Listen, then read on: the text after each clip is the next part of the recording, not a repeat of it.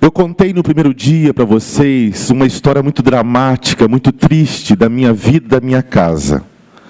Foi a história quando a minha querida irmã Isabel, minha primeira ovelhinha que conheceu Jesus, que juntos orávamos, e orávamos por várias situações, como a própria situação difícil às vezes do casamento dela, a situação difícil do meu irmão, que ele era drogado, ele tinha sérios problemas com álcool, brigava muito com meu pai, também judiava da minha mãe, ele era uma pessoa que o viciou desde cedo em drogas, a gente o amava, ele era carinhoso, e eu quero encurtar a história dizendo que meu irmão também conhece Jesus hoje. É uma história muito triste, mas muito linda, muito graciosa. Deus foi salvando, libertando. Eu fui o primeiro a conhecer Jesus num acampamento como esse. Depois a minha irmã Isabel conheceu. Depois a minha mãe declarou e professou a fé em Jesus. Depois o meu irmão Luiz. Depois o meu pai. E por fim, alguns anos atrás, o meu irmão Paulo. História de graça, história de luta, história de uma família complicada. A sua família é complicada? A sua família é esquisita? A minha é complicada, esquisita, problemática, pecadora. Os meus filhos são lindos, são um presente de Deus, mas também são pecadores. A minha esposa é maravilhosa. Como já declarei e confessei, sou mais homem por causa dela. Mas ela também tem suas complicações, assim como eu tenho tantas e tantos temores, tantas loucuras, tantas sombras, mas que o Senhor está lançando luz. O Senhor está lançando luz na sua vida? Bem, como eu já disse, a minha irmã foi atropelada por um sujeito alcoolizado, que ultrapassou num lugar que não podia, e ela então faleceu. Com 35 anos morreu e deixou aquelas duas filhas queridas, minhas sobrinhas amadas, que Deus tem também feito uma história linda, de lutas, de pecados, mas de redenção também. Mas eu quero contar um pouquinho só de uma história, que é a história do meu pai, alguma parte só. O meu pai, desde que a minha irmã foi atropelada por esse moço, que Deus me ensinou a orar por ele, e pela graça eu nunca tive raiva dele, mas eu oro e peço a bênção de Deus sobre ele. Mas esse moço que já tinha atropelado até outras pessoas, o meu pai, um homem matuto, um homem que saiu com 18 anos e veio para Curitiba, carregando carro de boi para cá. Era um homem inteligente, sim, um trabalhador, mas um homem também cheio de complicações, um homem bravo. Só de olhar, a gente já obedecia e entendia tudo naquele olhar do meu pai, daqueles olhos verdes, aqueles olhos fortes. O meu pai, ele dizia uma coisa depois que minha irmã morreu e ela foi atropelada. Ele algumas vezes ele ficava muito triste, muito chateado, e ele não entendia a morte da minha irmã, porque realmente entender morte não é fácil. Nós somos consolados por Deus, mas nós não conformamos com a morte. Morte não é para conformar, morte é para ser consolado. E meu pai, ele ficava triste, e ele questionava Deus. Por que Deus deixou a filha dele morrer? Por que aquela moça cheia de vida, aquela mãe doce, mulher trabalhadora, tão bela, por que ela morrer tão cedo? E meu pai questionava e tinha brigas sérias com Deus. Mas uma outra briga que ele tinha era consigo mesmo, e dizia: por que eu não matei aquele sujeito? Por que eu não fui lá e dei um tiro na cara daquele homem? E meu pai ficava pensando nisso várias vezes, e graças a Deus ele não fez. Passaram-se bastante tempo. Um dia o meu pai estava numa segunda-feira saindo de casa. Ele era gerente de um posto. Ele foi para Três Corações. Ele morava em Tamonte, uma cidade a 140 quilômetros de Três Corações. Foi para Três Corações, e ele era gerente de um posto. E numa segunda-feira ele saiu com o embornalzinho dele, cheio de dinheiro, do sábado e domingo, para ir depositar. E um motoqueiro com outro comparsa lá, dois bandidos, foram assaltar meu pai. Meu pai, como disse, um homem do campo, um fazendeiro, teve de a fazenda, um homem rústico. Quando o homem veio para cima dele, e ele falou assim: na hora que xingou minha mãe, eu parti para cima dele. É lógico que ele não devia ter feito isso nunca. E ele começou a brigar com o homem, e o homem tentando, e nisso meu pai caiu de joelhos no chão, cansado. O homem pegou a arma e puxou o gatilho. O tiro não saiu. Na segunda vez, o homem puxou o gatilho e o tiro não saiu. Antes do terceiro tiro, o meu pai fez uma oração, daquelas orações bíblicas e poderosas. Ele disse: Senhor, me salva. Mas ele foi igual Davi, orou igual Davi e saiu dando murro no homem. E daí o homem balançou e o homem deu o terceiro tiro. Saiu? Saiu. Mas não pegou nele. A minha mãe escutou. E nisso o homem achou, né, que esse homem é louco, e saiu correndo. E não roubou meu pai. Meu pai voltou para casa, quebrantado. E ele disse para minha mãe: Deus cuida assim da gente. A partir daquele momento, meu pai parou de questionar e começou a compreender o carinho, o amor, o cuidado, o mistério que é o sofrimento. Como compartilhei há pouco, meu irmão ali, a Bíblia não explica tanto sobre sofrimento, mas uma coisa ela diz: eu vou estar com você sempre. Eu vou estar com você em todos os lugares. Eis que estou convosco todos os dias, até a consumação do século. Não entendemos muitas dos dramas, das dificuldades da nossa vida, das perdas da nossa vida. Mas uma coisa nós podemos celebrar: Deus está sempre conosco. O meu pai passou 6 meses daquele acontecimento. Meu pai adoeceu com uma doença mortal. Ele devia ter há muito tempo essa doença no pulmão, mas aquilo talvez desencadeou aquela doença. Uma doença no pulmão, uma fibrose. E aquele homem rústico, aquele homem bravo, aquele homem começou a ficar doce, quebrantado. E eu lembro que no hospital, ele não entendendo muito da sua debilidade, porque sempre foi um homem ativo. 10 dias antes dele morrer, ele montava na moto dele e ia trabalhar e voltava. E ele lá debilitado, sem ar.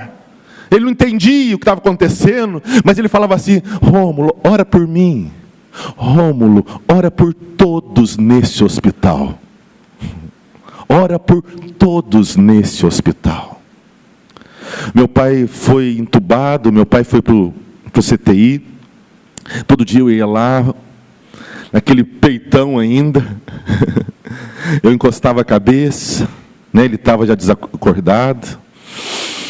Sentia o cheiro dele. Eu lembrava quando eu era pequeno, eu aprendia a nadar num rio bem caudaloso, num rio de muita correnteza. E meu pai soltava eu no rio, eu nadava, cansava. E daí o rio me levava. Mas de repente estava lá meu pai, lá no final, e eu batia no peito dele. Que saudade eu tenho daquele peito. Que saudade eu tenho daqueles braços tão fortes, mas também tão fracos. E realmente foram os braços fracos que marcaram a minha vida no final da vida dele. Porque ele se rendeu. Meu pai fez uma oração poderosa: Senhor, me salva. Bem, eu quero propor uma oração para vocês. Eu tenho feito essa oração durante todo esse ano. Senhor, sou teu, salva-me. A Bíblia é a palavra de Deus. A Bíblia é uma carta de amor. A Bíblia tem histórias de amor, histórias lindas, histórias de sangue, histórias de pecado, histórias de traição, história de demônios, história de novo céu, de nova terra, história de profetas, história de baleia, ou não é baleia, é grande peixe, não sei. Histórias das mais diversas e lindas, e tenebrosas, genealogias que a gente não entende, de descendência, e muita coisa a gente entende quando estuda e quando deixa Deus Deus nos ensinar, é um livro simples que uma criança entende. É um livro complexo que os estudiosos, os grandes intelectos não entendem muitas vezes. Bem, mas eu espero que hoje possa dar um clique em você, como a moça que falou, ela está aqui, a moça que falou aqui? Não?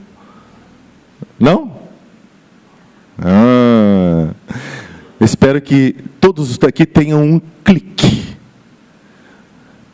Ouvindo, sim, as histórias que vocês estão ouvindo, pensando nessa oração, que eu quero pensar com você em tudo que a Bíblia fala sobre essa oração.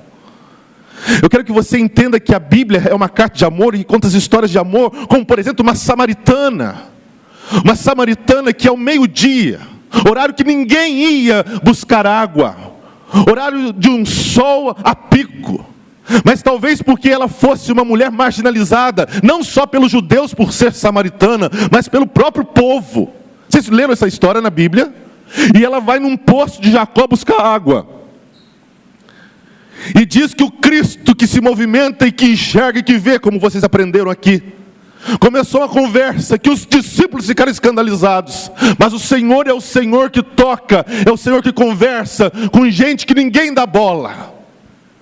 O Senhor Deus foi lá conversar com aquela mulher, aquela samaritana, o Filho de Deus, o próprio Deus, o Cristo. E ela começa uma conversa, e ela tenta fugir, mas Deus conhecia o coração dela como conhece o seu.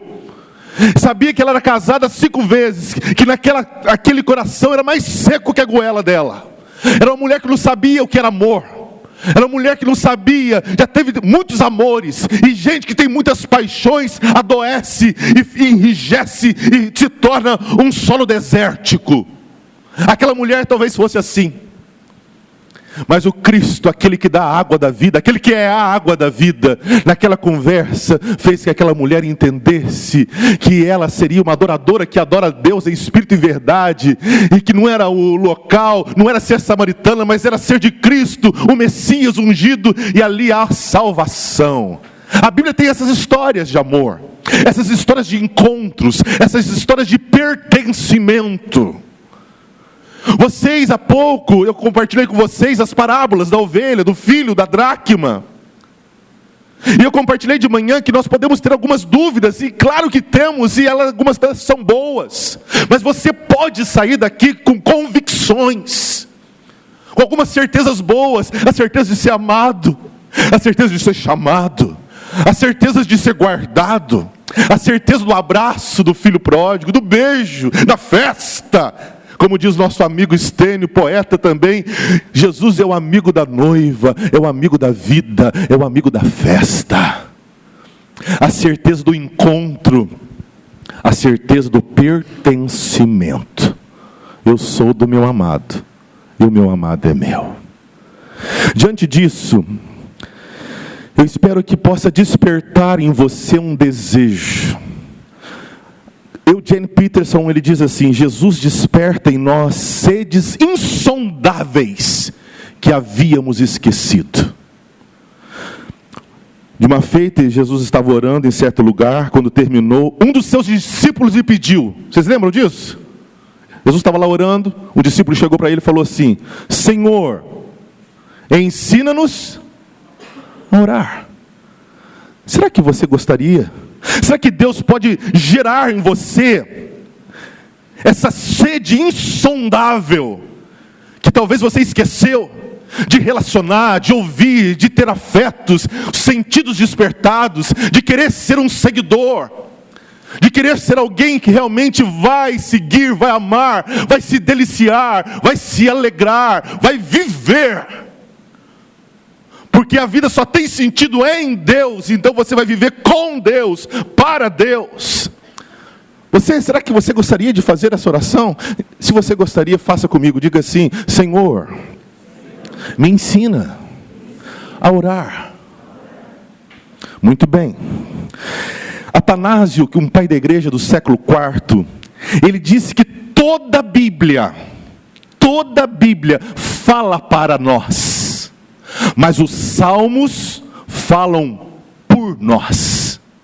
Os pais da igreja entendiam que os salmos é uma escola de oração. Gente que quer aprender a ouvir, discernir, igual eu quero aprender inglês. Eu tenho que estudar, eu tenho que passar talvez alguns dias lá no país para entender a linguagem. Se você quer entender a linguagem da Trindade, se você quer ter ouvidos atentos, abertos, olhos que realmente sejam de águias, um coração que não é embrutecido, endurecido, mas amolecido, se você quer pés como os da corça que anda altaneiramente, se você quer realmente uma vida que vale a pena, eu e você precisamos de intimidade, precisamos aprender a ouvir o Pai, e orar é ouvir. Então a proposta é uma oração, que às vezes a gente esquece, a gente pensa que essas orações ensinadas não prestam. Isso vem do protestantismo, que resgatou tanta coisa boa, mas esquece que nós precisamos, que as mais belas orações muitas vezes foram escritas. E uma delas está aqui no Salmo 119. Como é que é? Senhor, vamos pôr o Senhor, não tem Senhor, mas vamos pôr. Senhor, sou teu. Sou teu, salva-me. Evangelho é o que Deus faz para a gente, e não o que a gente faz para Deus. Vocês compreendem isso? Toda religião fala, você tem que fazer isso, fazer aquilo outro, você tem que ir daqui na Aparecida a pé, você tem que comprar uma fitinha, você tem que dar 3 pulinhos, daí você faz, você consegue. O cristianismo diz não, você não tem que fazer nada, tudo que tinha que ser feito foi feito na cruz. O evangelho é o que Deus faz para a gente, e não o que a gente faz para Deus. E essa oração ensina a gente a celebrar essa aliança, celebrar essa vitória do crucificado, do Cordeiro de Deus, que tira o pecado do mundo. Você pode aprender comigo nessa oração? Pode? Então vamos lá. O Salmo 119 é quase que um acróstico. O salmista responde à lei de Deus. Ele se viu tão maravilhado com os estatutos de Deus, que dedica 176 versículos para dizer o quanto a palavra de Deus é preciosa. Bem, vamos lá. Gente, sou teu. Você pode orar dessa forma? Você se sente tranquilão? Senhor do céu e da terra, Jesus Cristo, o Deus que salvou a samaritana, o Deus que olhou para aquele Zaqueu, aquele bandidão, aquele mensaleiro, aquele cara que não valia nada, e disse: Zaqueu, desce da árvore que eu vou comer com você. Você é um filho de Abraão. E aquele homem se converte, aquele homem mexe no bolso, converte o bolso. E Lutero diz que é o último lugar a converter na vida de um homem, às vezes é o bolso, e o Zaqueu já no início converteu o bolso dele. Bem, você acha que você pode orar dessa forma? Sou teu. Por que você pode orar? Eu posso te ajudar? Daquilo que eu aprendi na Bíblia? Posso? Beleza? Você está aqui olhando para mim? Então o que diz a Bíblia? Por que eu posso orar sou teu? Vamos lá. Senhor, eu sou teu. Por quê? Porque me criaste. O Senhor me fez. Sou feitura. Salmo 139. O Senhor me fez. Eu era uma substância informe. Eu estava lá no ventre da minha mãe. Ou melhor ainda, nem o mundo existia, nem um átomo existia ainda, e o Senhor já pensava em mim.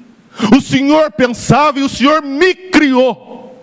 E essa verdade bíblica, ela é tão poderosa, ela é tão libertadora, porque daí eu sei que eu não sou fruto do acaso. Como eu disse no início aqui, eu não sou filho de um carnaval, de uma noitada errada.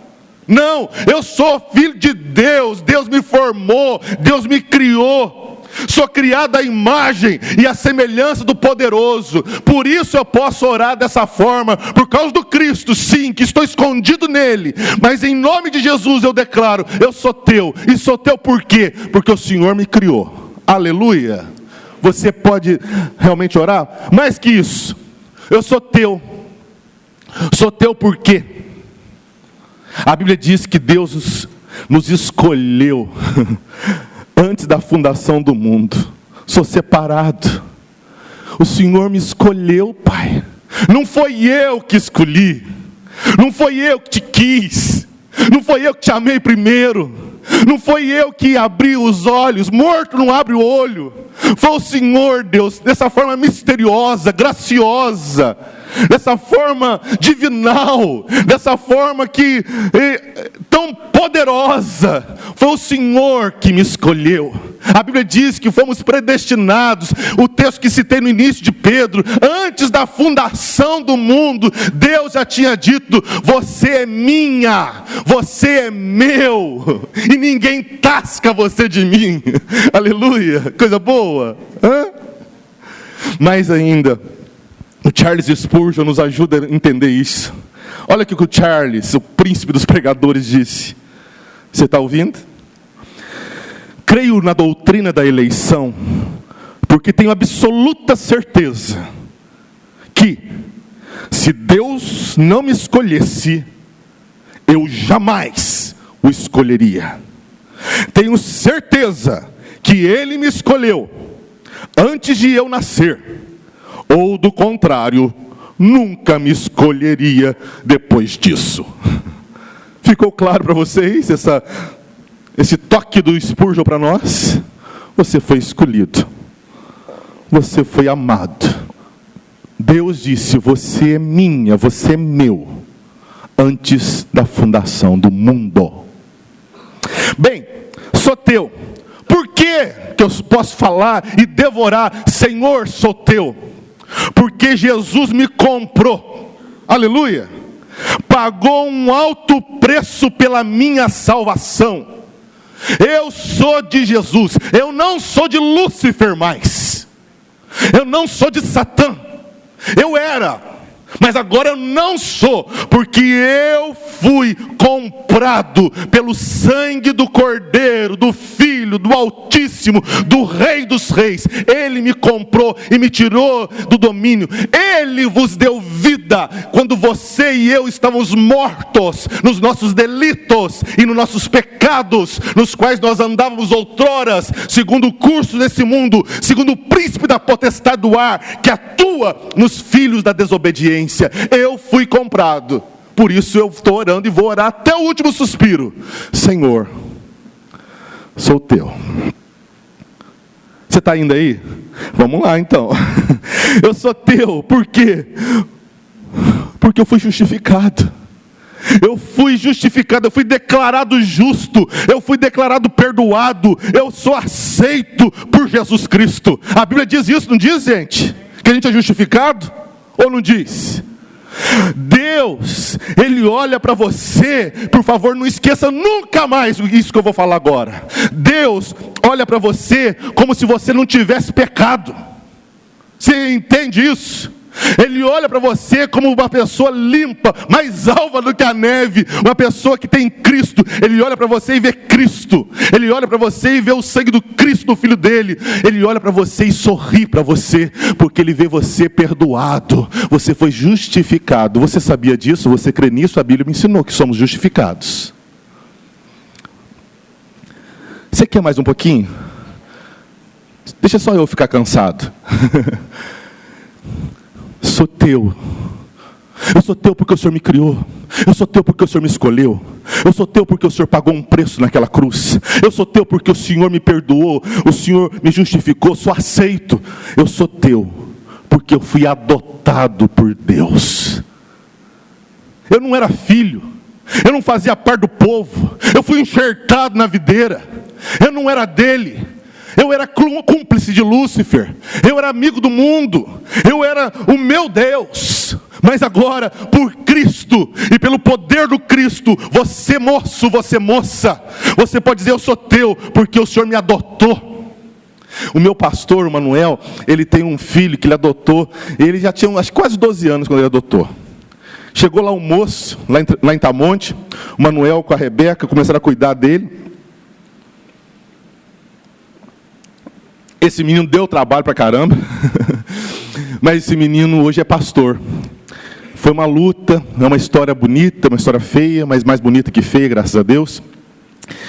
Mas você olha para o André, você vê o Manuel. Ele tem o jeito do Manuel, parece que a cor do Manuel. Ele fala, ele anda, porque filho é assim, né? Filho adotivo igual o pai. Quem é filho de Deus é igual, tem um jeitão, tem um jeito, o trejeito, o olhar, o sorriso, a postura, o coração do pai. Você foi adotado, por isso você pode falar, sou teu.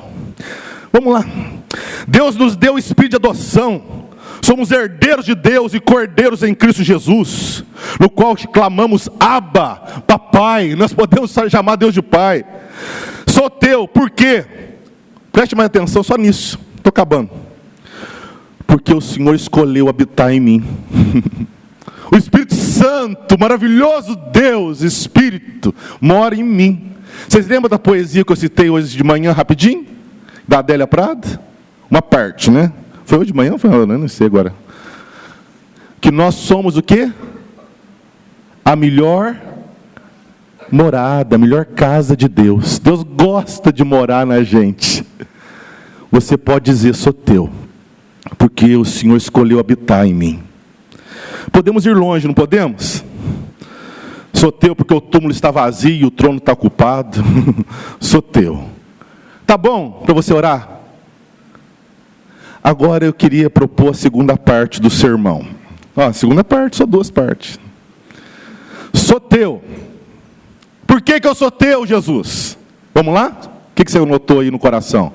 O Senhor me criou, o Senhor me escolheu, o Senhor me justificou, o Senhor me adotou, o Senhor me... O que mais? Eu estou com... Justificou, fui adotado, o Senhor comprou, não é isso? O Senhor escolheu habitar em mim. Tudo bem? Salva-me. Senhor, eu sou teu. A segunda parte da oração qual que é? Salva-me. Daí você talvez possa estar falando aí, mas salvar do quê? Porque tem muita gente, principalmente no nosso tempo, porque gente, cá entre nós muitas vezes achamos que nós somos bonzinhos, não achamos? Nós não achamos que nós somos tão ruins assim. Hã? O outro é ruim, o político é ruim, hã? O bandido, o traficante, o pedófilo é ruim. Eu não sou tão ruim. Eu acho que Jesus nem precisava ter morrido por mim. Porque eu sou tão bonzinho, eu não adulterei, eu pago as minhas contas, eu cuidei do meu filho, eu respeito a mãe do meu filho, eu trabalho, eu sou bom. Mas a Bíblia diz que todos pecaram e todos carecem da glória de Deus. A Bíblia diz que nós somos pecadores, gente maluca, gente que rejeitou a vida, o Criador. Isso é muito, muito sério. A Bíblia diz que nós éramos inimigos de Deus. Salva-me, Senhor. Salva-me do quê? Vamos lá? Vamos caminhar aí para o final? Salva-me de mim mesmo. Salva-me do meu jeito egoísta. Salva-me, Senhor. Eu sou egoísta. Eu sou uma pessoa que quer ocupar o primeiro lugar muitas vezes na minha vida, na vida da minha esposa, dos meus filhos. Salva-me dos meus hábitos terríveis. Salva-me. Eu sou refém e prisioneiro de mim mesmo. Eu quero controlar as coisas. Salva-me de querer controlar as coisas. Salva-me desse temperamento maluco que eu tenho, que machuca ou que omite. Deus, me salva. Salva-me da tentação. O Senhor sabe como eu sou tentado. O Senhor sabe aquilo que me aflige, aquilo que desperta desejos tão malucos e que doentios, que me matam e pode matar minha casa. O Senhor me livra da tentação. Salva-me. Salva-me da sedução. Salva-me, Senhor. Há tanta coisa que me seduz. Coisas, lugares, pessoas, mulheres, homens. Me livra dessa situação, dessa sedução, das armadilhas da prostituição, Senhor. Me salva dessas armadilhas da prostituição, da pornografia, Senhor. É tão fácil pegar esse celular e ficar vendo pornografia, Deus. E isso vai detonando a minha alma, vai me secando, igual aquela samaritana de 5 casamentos. Me livra, Senhor, me salva da pornografia. Atrapalhei meu sermão aqui. Me salva do poder do dinheiro. Me salva das armadilhas da culpa, do pecado, das nossas velhas e antigas culpas, mágoas, culpas que me tortura, culpas que me aprisiona, que não me deixa viver livre a vida com Cristo e de Cristo, das consequências dos pecados. Me livra dessas consequências. Me livra de ter relacionamentos quebrados. Restaura os meus relacionamentos com a minha esposa, com o meu filho, com o meu amigo, com o meu irmão. Eu parar de ser tão chato, tão mesquinho, tão religioso. Por favor, atentai-vos. Conversava com o pastor Guto hoje. Um dos grandes males da igreja é a religiosidade. É gente que não entende a graça, o amor de Deus. É gente que obedece não por amor, mas obedece porque quer ser aceito. Você tem que entender que você foi aceito por Jesus, por isso você deve obedecer. É o inverso o negócio. O evangelho é a religião do que Deus faz, não do que você faz. Me salva. Tem mais alguma coisa para salvar aí, gente? Está tudo bem com vocês? Eu tenho mais alguns pedidos aqui. Posso continuar? Me salva da apatia. Me salva do tédio. Me salva dessa civilização entediada, cansada. Gente que não tem motivo para viver e muito menos para morrer. Me salva, Senhor, de ser tão entediado, sempre em busca de um entretenimento. Não consigo parar, não consigo ficar quieto, solitário, não sei ouvir a minha filha, não sei ouvir a minha esposa, não sei ouvir o clamor das ruas. Eu não sei, porque eu sou um tédio ambulante. Senhor, me livra do medo, me livra da ansiedade. Nós não damos conta que talvez nos tornamos uma das gerações mais apavoradas que passaram por esse mundo. Vou contar um pecado para vocês. Tinha uma época na minha vida, por vários motivos, eu comecei a ficar meio com pânico. Meio não, com muito pânico. E isso foi mexendo com muita coisa na minha vida. Daí eu sentia uma fisgada aqui do lado direito da cabeça. Eu ia lá no Google, fisgada no lado direito da cabeça. Ninguém fez isso ainda aqui, né? Acho. Daí eu sentia uma dor no joelho e eu ficava assim, eu estou com reumatismo igual meu pai. Daqui a pouco está no pulmão igual meu pai. E ia lá no Dr. Google. O medo, a ansiedade me tomava. Eu achava que eu era super calminho. E eu vi o quanto eu era ansioso. Eu tenho olhado muitas vezes nos livros mais vendidos da Veja.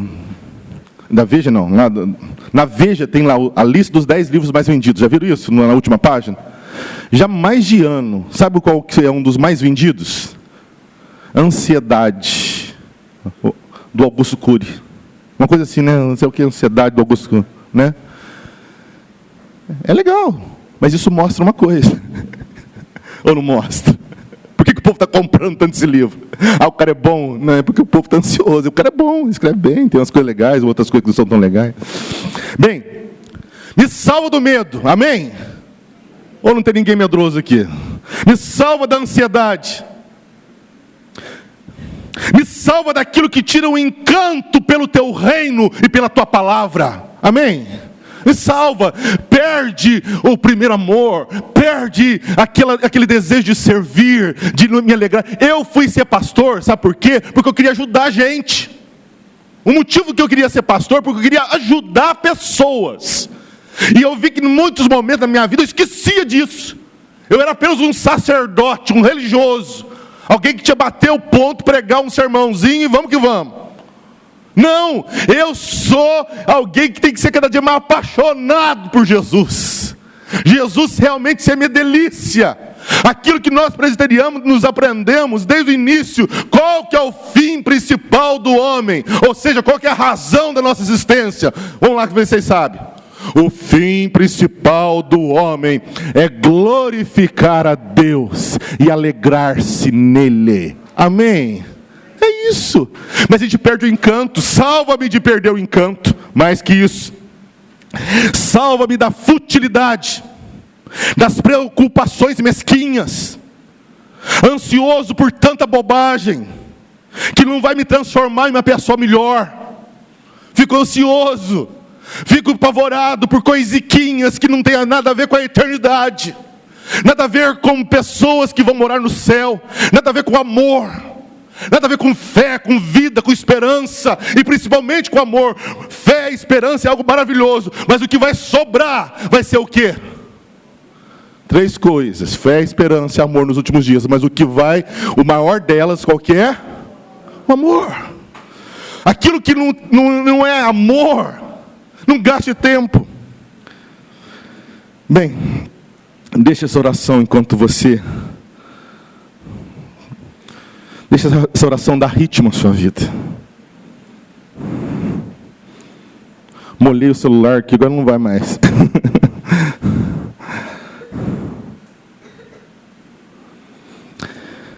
Espero que tenha um clique. A vida ou é Deus ou é nada. Você entende o quanto você é precioso? Você entende que você pertence, assim como a ovelha pertence ao bom pastor, o filho pertence ao pai? Você entende? Você vai sair desse acampamento tendo essa convicção do pertencimento. Sou teu. Você vai sair daqui mais esperto, dizendo: salva-me. Salva-me dessa preguiça, desse desânimo, dessa apatia, desse medo, dessa pornografia, dessa loucura. Salva-me de mim mesmo. Salva-me do tédio.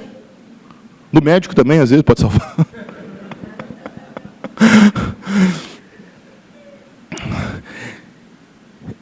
Eu tenho uma tia, que é tia da minha esposa, a Simone. A Simone tem 50 anos. A Simone, ela é especial. Ela tem síndrome de Down. A Simone, ela não fala direito. Às vezes fala, bastante, né? Mas não tem assim um diálogo. A Simone, ela não produz, né? Ela precisa de muita ajuda. Mas a Simone me revela o quanto ela é amada, e quanto que ela é preciosa, e como a vida dela tem significado. E eu tenho às vezes notado que a vida dela às vezes tem mais significado de que muita gente que não tem as debilidades que ela tem. Sabe um dia que eu descobri o quanto ela era especial? Foi num dia que ela sofreu um acidente. Aquele dia para mim foi assim: puxa, que coisa, que milagre.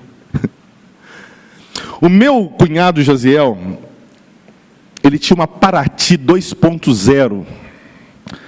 E ele era um moço que corria muito. Aquela Paraty era uma coisa para correr violenta. E ele foi em cruzeiro buscar ele com um amigo dele. E moço, irresponsável, pisou no negócio. E veio que veio. Chegou num trevo em Passa Quatro. Não sei quem conhece, talvez ninguém aqui. Cidade mineira. Ele se perdeu numa curva. Olha a velocidade que ele estava. Estava um morro aqui, não tá? Ele entrou no morro, andou no morro assim, e caiu numa cachoeira. A Simone estava no banco de trás, sem cinto. Ela saiu pela janela, que estava semi-aberta, num lugar rochoso. Sabe aonde que os bombeiros encontraram a Simone? Numa moitinha, cheio de pedra, mas ela estava na moitinha, choramingando, só com os risquinhos aqui. Vivinha da Silva. Protegida, guardada, amada. A Simone é muito amada. Ora comigo agora. Sou teu, salva-me. Encerro. Eu ainda pensei, eu vou cantar isso para jovem, acho que não combina, né? Mas vamos lá.